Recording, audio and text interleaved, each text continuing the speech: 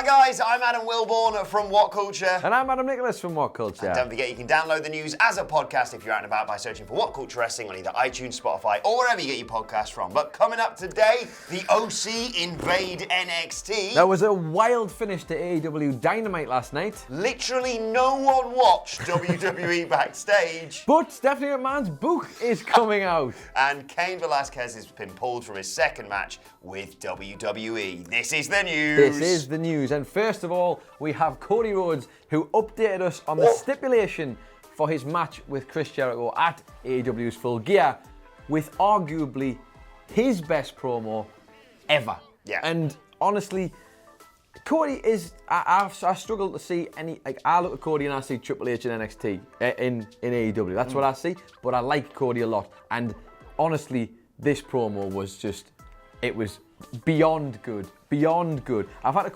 took a few quotes from it here. Basically, the stipulation I'll tell you about first is that if he loses to Chris Jericho at AEW Full Gear, he will never be allowed to challenge for the AEW Championship ever again.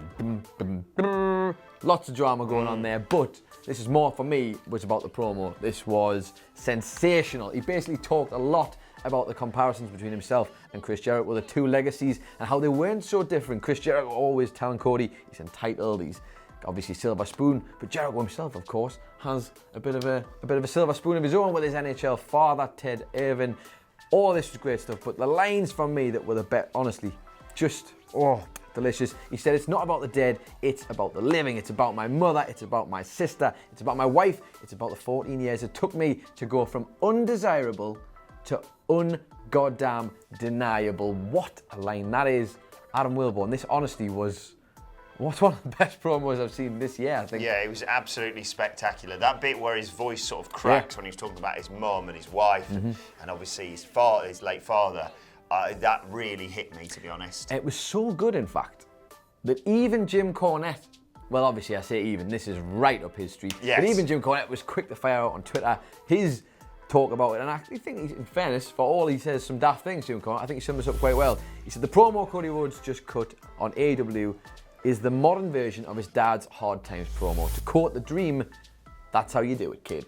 Yeah, and absolutely spectacular. But let's not take away from the fact that that's huge. The stipulation that this obviously led into telling us about, which is kind of overshadowed in a way, is that he can never challenge for the belt if he loses. It says a lot that my brain has been warped by WWE. It was just like, well, have Cody win via DQ, and then you get out of it both ways. The loophole for find your way through. But I don't know. I genuinely cannot call what's going to happen now, because we said Chris Jericho should probably hold the title for quite some time. Yeah, absolutely. Yeah. I don't want to not see Cody in the title picture ever again. The thing is, it's almost good because they put themselves in that one scenario where, like, well, we want to see how you're going to deal with this, and it's an opportunity for them to really set the bar. I'm not a huge fan of whenever people announce before the match, like, if I lose, I'm going to retire, or if I'm going to, it's not my personal favourite stipulation, but I am very, very intrigued to see what happens here, because there's a few, I was going to talk about a little thing that happened at the end of Dynamite later on, but there's a few things that could come together here that could completely change the way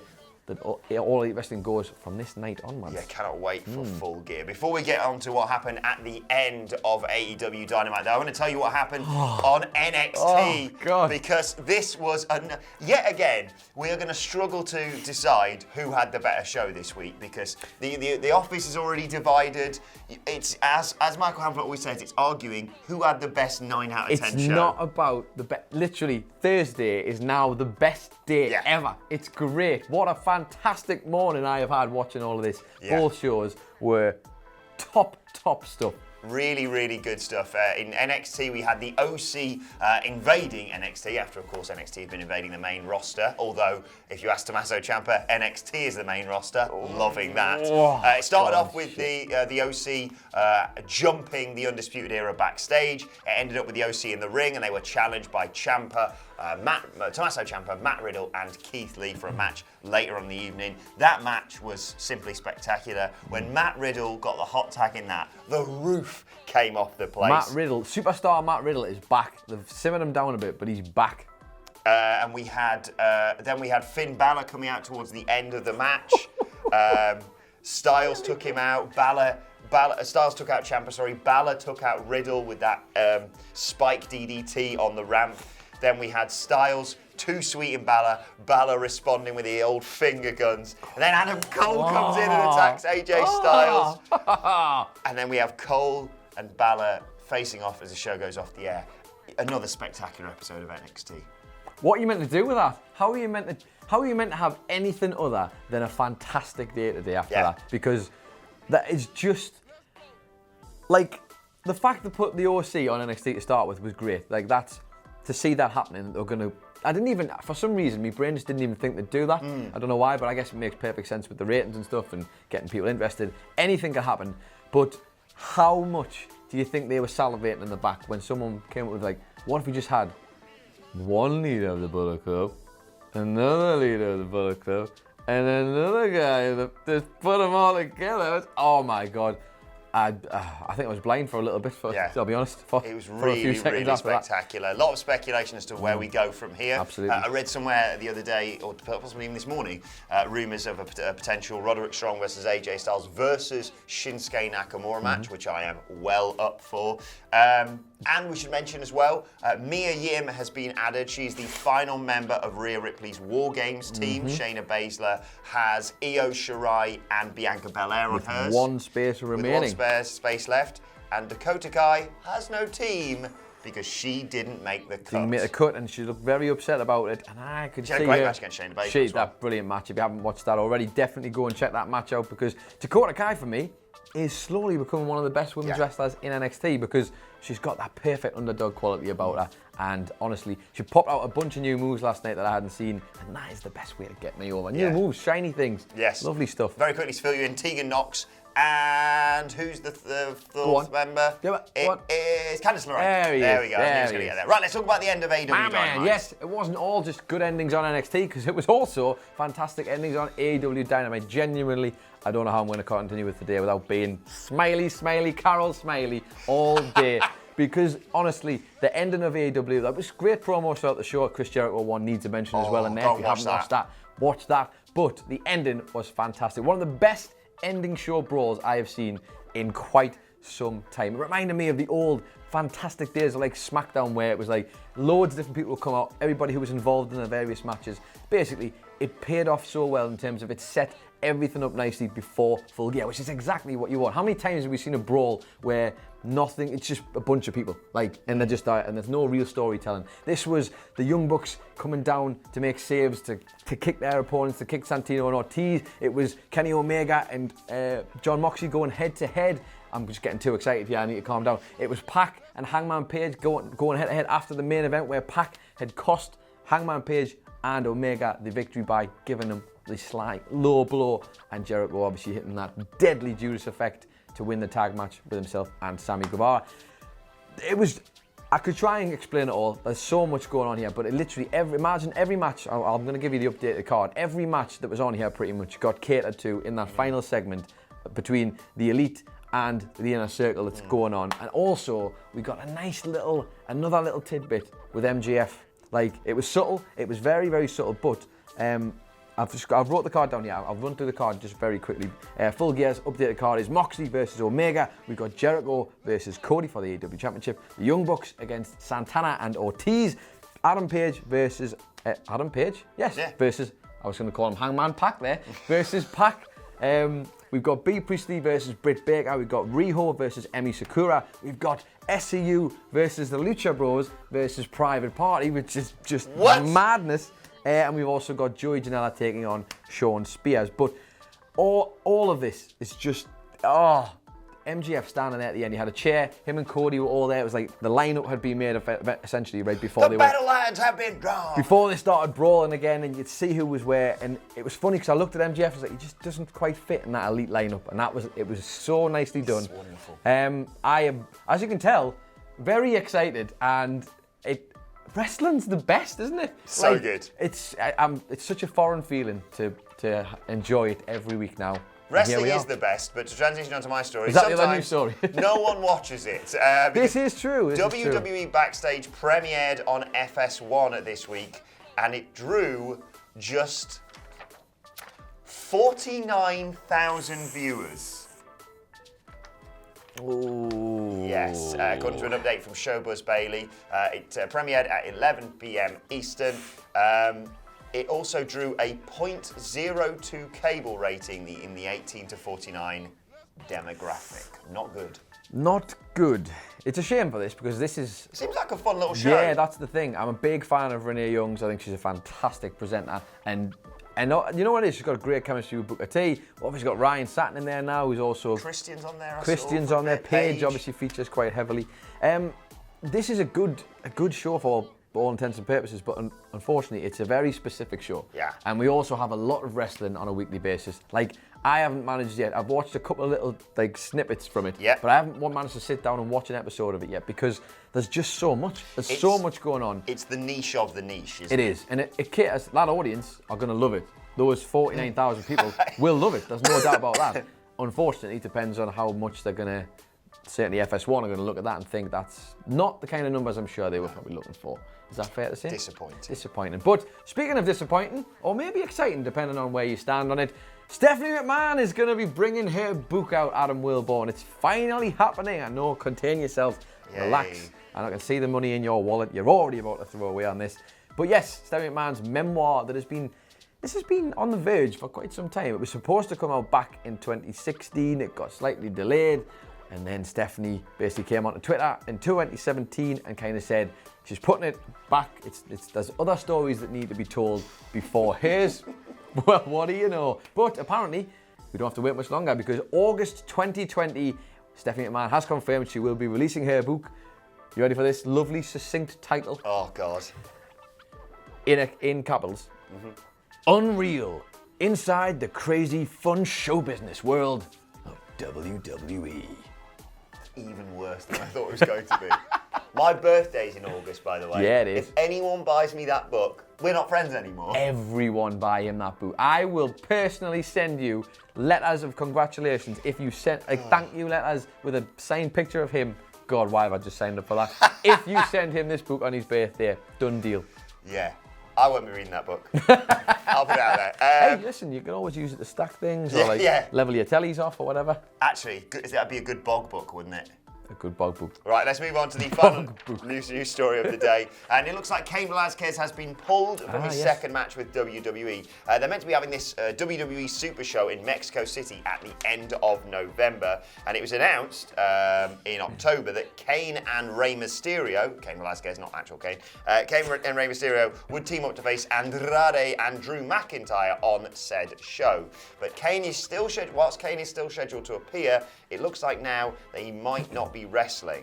So he looks like that knee injury may well have caused him to, miss a match. Whereas at Crown Jewel, he just had a really short one. A really, really short match. Yeah. It's a shame. This. It's a shame. Well, it's always tough because you get big expectations with something like this. Cain Velasquez, the potential is there. I don't know if you've seen any of his stuff that he did in AAA. He's really got some wrestling ability, but I don't know if they want him to do the matches like that. And I also think, obviously, the injury doesn't help, of course. MMA fans will know that his career has been blighted by injury. Yeah, blighted he would have been one of the greatest pound-for-pound fighters ever had he not had so many injury problems. Well, just all you need to do is see the clip of him and Brock. I mean, it speaks for itself. He absolutely battered him. But, it's a shame. I think Velasquez, he came across as... I've quite enjoyed him being on WWE TV. I know the match at Crown Jewel was... Yeah, it wasn't very good, was it? But, I guess they're trying to make it realistic with MMA, so maybe... Get well soon, Cain. I don't have any, yeah. Right, let's move on to your Twitter questions. At WhatCulture WWE, of course, if you want to get in touch with us. Cholo starts us off today, or Han Cholo, as his name is on Twitter. Hello, Han Cholo. What a great name that is. Who says, what are your guys' opinions on who has an underrated entrance theme? I've got Sonya Deville's epic boss battle theme. Oh, there's a lot, isn't there? There's a lot. I mean, I'm always going to plug Baron Corbin's theme song. I don't care what time of the year it is. I don't care whether it's with the King bits or without the King bits. I love that theme song, and I don't think it gets enough praise, in my personal opinion. What about you? It's not really a hot take, this, but the one I've really started to enjoy recently is Keith Lee's Bask in His Glory entrance theme. It's just so good. I think I just love Keith Lee. Yeah, he's I great. just love him. Sensational guy. Right, let's move on to the second question from everyone's favourite Misfit and regular contributor, of course, who says, Hello. If NXT's inclusion in Survivor Series proves to be a success, could we possibly see an NXT versus WWE War Games next year? Ooh, that's interesting. I personally wouldn't say no to it. No. I think what I would say though is that I think maybe War Games is better. It might be better suited to just showcase than the NXT guys. Then again, I might be wrong about that because the potential. I'm sure we wouldn't complain if it was the original club against whoever in War Games. I'm very excited about Survivor Series as well. So like, if it works, I don't see why not. And I'm really looking forward. I've had my fingers burnt with War Games in recent years, but I'm genuinely looking forward to both matches this year. I think they could be absolutely show-stealing. Right, final question today comes from to Mr. and Mrs. Marsham, a son called Dave on Twitter, Dave Marsham. Hello. Who says, Trent put on a really enjoyable match with Pac, showcasing how good he is. Really good, yeah. Yeah, he did. Probably more than in any tag match he's had thus far. Who else on the AEW roster is one of their best kept secrets in terms of in-ring ability or potential? Well, this one isn't the best kept secret, but it is certainly the choice that has immediately come to mind. I think it goes without saying Scorpio Sky is the limit. You could even perhaps say, hey, is this on? Huh? Well, outstanding stuff. Yeah, he's fantastic. Who else is a hidden star? Sammy Guevara as well. I really like Sammy Guevara and Kip Sabian. We really like Luchasaurus as well. He's not hidden though, is he? No. He's a 7-foot You dinosaur. can't miss him. You can't miss him. And Jungle Boy as well. Jungle Boy. And I have to give a shout. Marco Stunt, yeah. Marco Stunt. Babysaurus. Oh, he's just basically putting over the whole AEW roster at this point. Orange Cassidy. Yeah, Orange Cassidy. I like how we both just hit the floor there. I think my favourite right now on that entire roster is Rey Fenix. Rising like a Ray. Yeah. I think he's absolutely spectacular. But keep your eye out because I think there's so many good performances on that Gonna do roster. the Naito thing. Yeah. I think I'll avoid it though. Okay, good idea. Let's move on to today's and finally. We gave a nice shout out to Jim Cornette earlier, but as with everything here at WhatCulture, you've got to take the rough with the smooth. And I want to give a shout out to Joey Ryan, who, yes, there's been a murder on Twitter. Jim Cornette was having a go at Joey Ryan. I cannot wait for this match at Survivor Series. And Joey Ryan responded to yet another attack from Jim Cornette on Joey Ryan, who dick flipped Ken Shamrock this week. Yes, he did, and it was really good. It was really good. Yeah, and he also hit, because I'm a big fan of Joey Ryan, a picture-perfect dropkick on him. Yeah, but we can't talk about that, because obviously nobody wants to know that he's good at wrestling. Yeah. They just want to highlight the fact he uses his penis as a Anyway, weapon. so Jim Cornette had a pop at him, and Joey Ryan responded with Jim Cornette featured the dick flip, and Joey Ryan said, "This 1-minute clip of my match from yesterday has more views than the entire episode of NWA with your commentary from yesterday. Get on my level." Book it for Survivor Series, Vince, honestly. Unbelievable statistic that. Like, even just, everything Jim Cornette talks about people being over and drawn and stuff, that's like, well, here's your own sword, buddy. Hiya! Like, I will say, the one thing I would say that was comments about, if you watch the clip, great stuff, I loved it, but the audience don't sound massively into it. That is the one tiny thing I would say about it, which is obviously going to fuel Cornette's fire, but for me, you're going to need more than fire because you are currently on the burns victim unit yourself. Yes, because indeed. that is saucy. Let us know whether you are Team Cornette or Team Dick Flip in the comments section. That should be fun. That would be real fun, wouldn't it? And don't forget to like, share, and subscribe. And subscribe to WhatCulture Wrestling on either iTunes, Spotify, or wherever you get your podcasts from for daily wrestling podcasts as well. You can let us know your thoughts on Twitter and send us your Twitter questions at WhatCultureWWE. And watch there, follow both of us. You can follow him at It's Adam Nicholas, and you can follow this lovely man who has just sorted his honeymoon out. Hey, look how happy he is. And you can sponsor me for November. That's why I look like There this. you go. Yeah, look like this. We're going to do that? At Adam Wilborn on Twitter, right? That's why I look like this. Yes. At least this month. Yeah. Right, thanks Adam Nicholas. Thank you for watching, and we will see you soon. Bye-bye.